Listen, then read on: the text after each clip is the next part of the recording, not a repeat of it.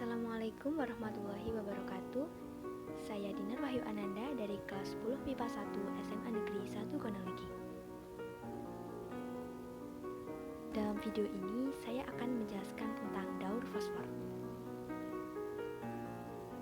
Daur fosfor adalah salah satu dari daur biogeokimia selain daur karbon, daur sulfur, daur nitrogen, dan juga daur air.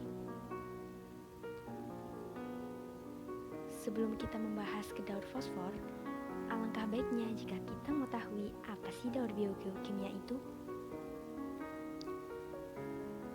Daur biogeokimia adalah peredaran unsur-unsur kimia dari lingkungan melalui komponen biotik dan kembali lagi ke lingkungan.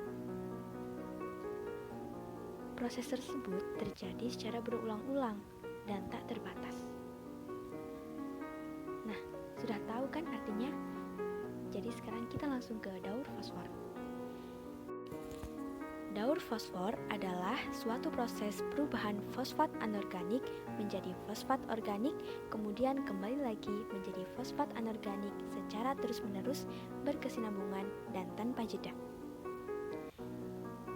Pada alam, fosfor memiliki dua bentuk senyawa, yaitu senyawa fosfat organik dan senyawa fosfat anorganik. Senyawa fosfat organik adalah senyawa yang terkandung dalam kandungan makhluk hidup seperti hewan, manusia, dan tumbuhan. Sedangkan senyawa fosfat anorganik adalah senyawa fosfat yang terdapat dalam benda-benda mati dalam suatu lingkungan seperti tanah, batu, dan juga air.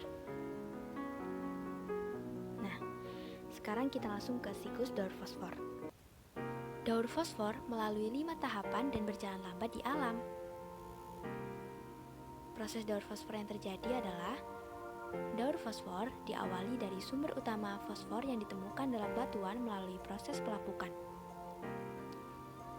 Pelapukan tersebut secara alami dipengaruhi oleh faktor cuaca, hujan, dan erosi sehingga mengakibatkan fosfor berpindah ke tanah.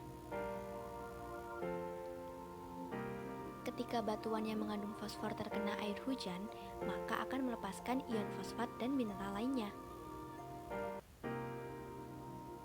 Fosfat yang telah terkandung dalam tanah akan dimanfaatkan oleh tumbuhan, jamur, dan mikroorganisme sekitarnya.